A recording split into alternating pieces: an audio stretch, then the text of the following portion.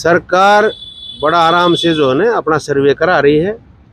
इस प्रकार के विधायक को कहीं टिकट नहीं मिलेंगी। जिस प्रकार के विधायक जो निठल्ले रहे हैं उनके पास सारी रिपोर्ट होती है, मुख्यमंत्री के पास सारी रिपोर्ट होती है, उनकी अपनी एजेंसी होती है, CID होती है।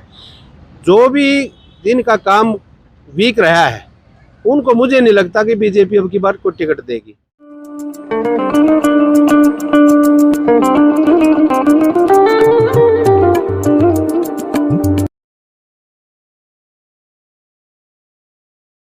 नमस्कार, मैं अजय। लो जी, कुछ प्रदेश के अंदर उपलब्धि हुई है, कोई पदोन्नति हुई है। इस तरह अपने DGP साहब के रूम में है और जी रिटायर्ड इंस्पेक्टर रहे हैं। तो इन तो बढ़िया बात कौन बता सकता है कि किस तरह के अधिकारी हैं, क्या अधिकारी हैं और क्या क्या पुलिस प्रशासन के अंदर होना चाहिए। जिस प्रकार के अंदर से हरियाणा नू मेवात के अंदर देखा जाए, अब प्रदेश की राजनीति के अंदर भी एक उछाल है।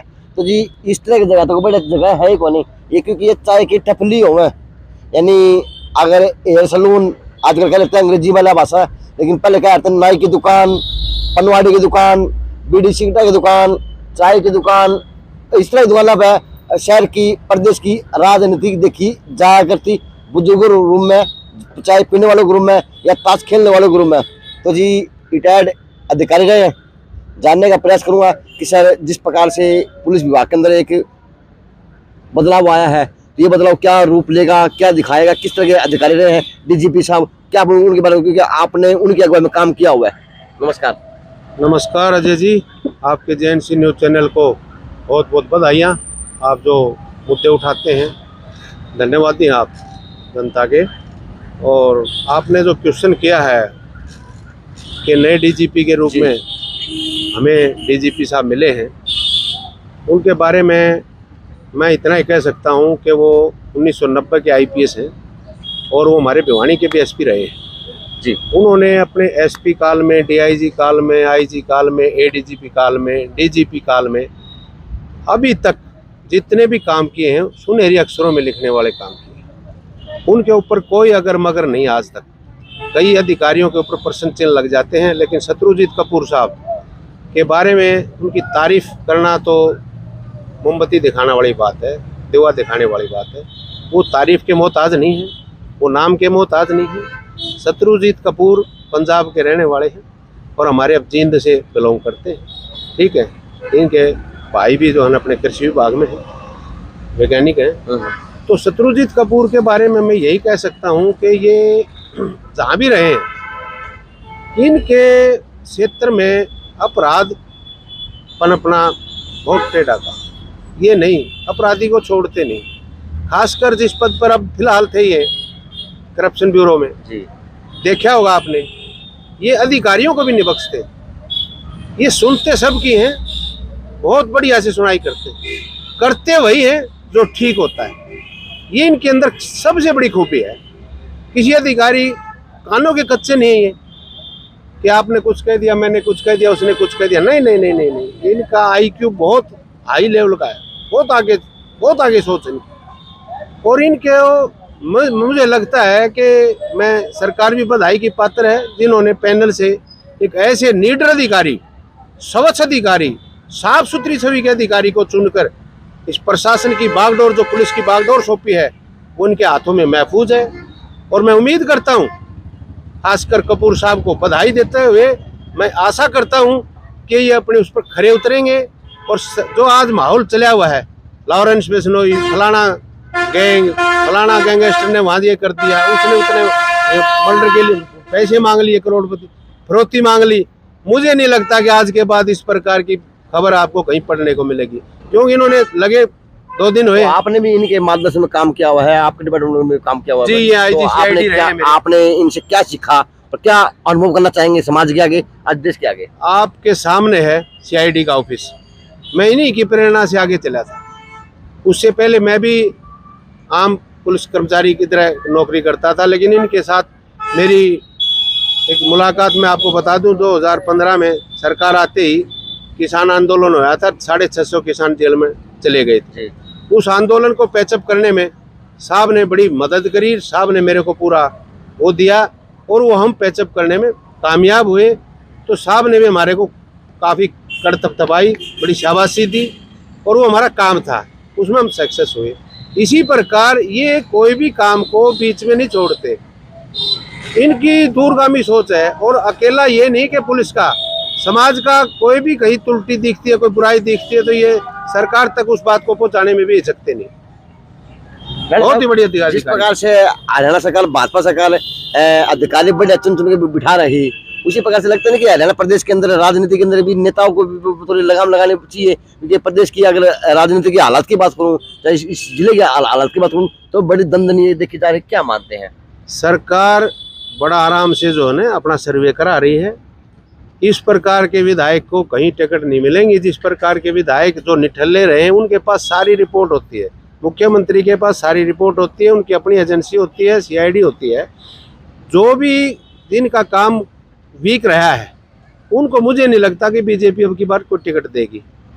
और मैं तो आपको अपनी भिवानी की कह सकता हूँ कि मैं 15 साल से पीछे से जो एक MLA मिला हुआ है, मुझे नहीं लगता कि हमारी भिवानी में कोई सुधार हुआ है।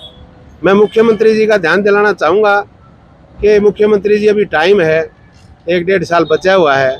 हमारी भिवानी का उद्धार करने के लिए आपने एक अमृत योजना लागू की थी, उससे हमारी आधी भिवानी का सुधार हो गया, उससे हमें बाढ़ से बड़ी राहत मिली। तो मैं चाहूँगा कि आधी भिवानी एक अमृत योजना हमें और दे दें। फेज 2 आई हुई है, फेज 2 आई हुई है तो उस पर काम शुरू नहीं हुआ है, काम शुरू किया जाए ताकि भिवानी। मैं दूसरा एक और दिलाना चाहूँगा मुख्यमंत्री जी का, अगर पहुँच जाती है मेरी बात, कि हमारे भिवानी में 8 जोड़ होते थे, सब पर कब्जा हो चुका है, किसी पे कोई हवेली नहीं बनी हुई, किसी ने डोली खींच रखी, किसी ने पटोड़ा बना रखी, किसी ने घेर बना रखा है। इन अवैध कब्जों को छुटवा दिया जाए तो धन्यवाद करेंगे हम। लेकिन सौंदर्यीकरण तो करवाया था। सौंदर्यीकरण अलग चीज है, कब्जा छुटवाना अलग चीज है। जय जी, कब्जे हमारे नगर पालिका की कमेटी पर कब्जे हुए हैं, नगर पालिका की जमीन पर, उसका सर्वे कौन करेगा? उसका सर्वे DC करे। DC साहब रिपोर्ट बना के भेजें। किसी DC ने आज तक ये हिम्मत नहीं दिखाई आज तक कि भाई कितना कब्जा हुआ है, कितनी जमीन पर कब्जा हुआ है। कमेटी में चले जाओ, आपको कोई कब्जे की लिस्ट नहीं देता। तो मैं ये उम्मीद करूंगा DGP साहब से भी कि अपने SHO में तहत SPO को, और खासकर अपने SHO जिसके कब्जा होता हो, तो उनका जरूर फर्ज बनता है कि वो इस तरह की नजर रखें और इस तरह का उनके पास नक्शा होना चाहिए। पुलिस का काम तो है ही है, पुलिस के अलावा अगर कहीं आपने देख रहा था, SHO की बड़ी जिम्मेवारियां होती हैं। मैं तो दफ्तरों के लिए भी कहूँगा कि कई SHO बीड़ी पीते रहते लोग दफ्तरों में, तो उनसे रिक्वेस्ट तो कर सकते हैं SHO घूम के, भाई काम कर ले, जनता बड़ी परेशान है। आज की पुलिस प्रशासन को नाराज भी हो, राज्य भी हो, नु पास में बीड़ी को पीने के ऐसे तो बीड़ी पीने काम होता लगा। SHO नहीं बीड़ी पीते, जो प्रशासन है ना, ये जो ऑफिस है, जो अपने सेक्रेटरीट ऑफिस है, सिविल ऑफिस है, आप अपना सर्वे करिए। खासकर 4th क्लास बाहर बैठे रहते हैं, गोडा बीड़ी पड़े, पानी के लिए अधिकारी घंटी बजा के पानी नहीं, अंदर कलरक बीड़ी पी रहा है। कलरक अब 3 महीने में अपनी ड्यूटी पे गए हैं। तो मैं ये कहना चाहूँ तमाम कर्मचारियों को कि आप नौकरी लेते हैं तो जनता का काम करें, और अपनी सीट से जाते हैं तो उसका कारण उस मेज पर लिख के जाएं कि मैं आधा घंटे के लिए फलाने, जैसे दूसरे देशों में। तो 100 महीने से हड़ताल में थे। हाँ, कोई बात नहीं, वो आगे हैं। अब काम सुचारू रूप से चलना चाहिए और उन्होंने मेहनत से काम करना चाहिए। सरकार ने उनकी मांग कुछ मानी है, 3 महीने में रिपोर्ट आएगी।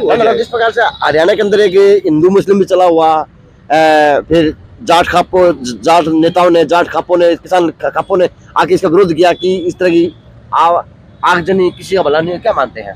देखिए आप, चाहे वो जाट आरक्षण है, चाहे हिंदू मुस्लिम का झगड़ा है, झगड़े से किसी को फायदा नहीं हो आज तक। अजय जी, एक झगड़े से फायदा बताओ आप, उसमें जान जाएंगी, आर्थिक नुकसान होगा स्टेट को, लास्ट में फिर पंचायतें होंगी, फिर राजीनामे होंगे। कितने लड़के जेलों में चले गए। वो जो जाट आरक्षण का जो वो कर रहे थे अगुवाई, वो तो यूपी में गए, वो तो हमें बेच गए। आप ऐसे बहकावे में ना आए। मैं खास इस समुदाय से बात करता हूँ कि बहकावे में ना आए, अपना लीडर ढंग का चुने, पूरी स्टेट का एक लीडर चुने। बाहर के घर का जोगी जोगना, बाहर का जोगी सिद्ध क्यों कर रहे हो आप? ये परंपरा क्यों निभा रहे हो? अपना आदमी चुनिए, सभ्य आदमी चुनिए, पढ़ा लिखा आदमी चुनिए, तो समाज को एक जगह पिरोए। और मैं जातिवाद के बिल्कुल खिलाफ हूँ।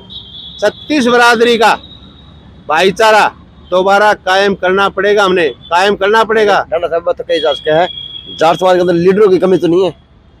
लीडरों की बहुत कमी है। लीडर हर घर का लीडर है, उससे बात नहीं बनती। लीडर वो होता है जो समाज को एक मोती में पिरोए। समझ गए आप? लीडर है कैथल में अलग लीडर है, बिहानी में अलग है, वहाँ का अलग है। हर जगह का लीडर बनाइए, उसके बाद उसके ऊपर हेड बनाइए। जैसे हमारी पंचायतें बनी हुई, पंचायतें नहीं बन रही हमारी, खापें नहीं बन रही हमारी, आपका प्रधान नहीं होता, इसी तरह उन खापों का एक प्रधान भी ऊपर। और मैं हिंदू मुस्लिम का तो कोई झगड़ा ही नहीं मान रहा भाई। 1947 आज थोड़ा ही था, ये कोई बाहर कहाँ चले जाएं अब?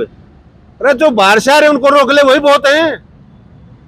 ये तो हमारे भाई थे, इनको रखा गया था, सरकार ने रखा था, किसी ने रखा। नेहरू जी प्रधानमंत्री थे, महात्मा गांधी जी मेवात आए थे, उन्होंने रखा था। अब इनको निकालने का कोई चित्त नहीं बनता, नहीं निकाल सकते हम। ये गलत फहमी हमने पाल रखी है, हमें छोड़नी पड़ेगी। हिंदू मुस्लिम सिख ईसाई की कोई लड़ाई नहीं है, लड़ाई है तो अलग। हिंदू हिंदू को क्यों लड़ रहे हैं? हिंदू हिंदू मुसलमान लड़ा क्या रहे हैं आपको? तो लड़वा कौन रहा है? ये सब राजनीति कर रहे लोग, छोटे राजनीतिक लोगों का काम है ये। यहाँ बंटवारा है, पता नहीं सब टिकट के चक्कर में पड़ रहे हैं।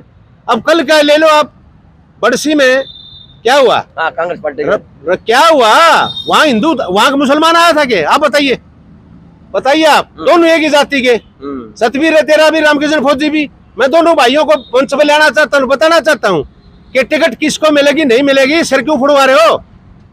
सतवीर तेरा ने क्या उठा लिया फौजी का? क्यों उसके आदमियों को क्यों नहीं चढ़ने दे रहा? सतवीर तेरा ने कितनी बड़ी बात कही है कि मैं बड़ी जनसभा करूंगा और उस भाई को जिसने गुंडे खड़े करके हमारे इनको पटवाया 5 वर्करों को, मैं उस स्टेज पर उस भाई को न्योता दूंगा। छोटी बात ना करें इस माइक के ऊपर। कोई भी आपको, आप भी टोक्या करो, आपका भी फर्ज बनता है। इसके ऊपर छोटी बातें ना करवाएं, समाज को जोड़ने की बातें करें, तोड़ने की बातें ना करे कोई भी आदमी। मैं इसके हक में नहीं हूँ, मैं कोई टिकट नहीं मांग रहा किसी पार्टी से, ना मैं किसी पार्टी की टिकट चाहता हूँ, ना मैंने बीजेपी की चाहिए, ना कांग्रेस की चाहिए, ना मैंने किसी सीपीएम की चाहिए, ना मैंने इनेलो की चाहिए, कोई टिकट का वो नहीं। आजाद सिंह आजाद काफी है, 15 अगस्त का पैदा हुआ ये आजाद सिंह, आजाद पुत्र ही रहेगा। और मैं कभी किसी से डरा नहीं हूँ। मेरी माँ ने 15 अगस्त को पैदा किया था, आजादी से जिया, आजादी से जीऊंगा। लेकिन एक बात बता देता हूँ, भाईचारा जहाँ 36 बरादरी का खराब होगा, हमें कहीं पुकार लेना, हम वहाँ पाएंगे, दोनों को आगे हाथ जोड़ेंगे, लेकिन भाईचारा खराब नहीं होने देंगे, खासकर हमारी भिवानी में। क्या निर्देश देंगे अधिकारियों को शहर के लिए? क्या नेता को चताएंगे? किस प्रकार से आप तैयारियां करेंगे? क्योंकि चुनाव भी एमएलए के भी आओगे, एमपी के भी आओगे, ढांढा साहब ला करो। मैं ये कहना चाहूँ आपको, मैंने पहले भी एक दिन कहा था, आपने एक छोटी मैंने मिसाल दी थी कि हमारी यहाँ जितनी टॉयलेट बनी हुई है नगर पालिका ने बना रखी, दिया था एक उदाहरण कि वहाँ एक नलका लगा दिया जाए। क्या उस पर कोई गौर हुआ? आखिर में मुझे ऐसा लगता है कि 36 बरादरी का लेके हमने धरना टेकना पड़ेगा। जो हमारी 5 मुख्य डिमांड है, नंबर 1 पानी हमारे को खराब मिल रहा है जी। सीवर का पानी मिल के आ रहा है। इसके ऊपर एससी पब्लिक हेल्थ को कान खोल के सुन ले, ये कहना चाहता हूँ कि उसको सरकार की जरूरत है, सरकार को लेटर लिखे, हमारे को बताए कि कहाँ कमी आ रही है, इन लाइनों को दुरुस्त करें।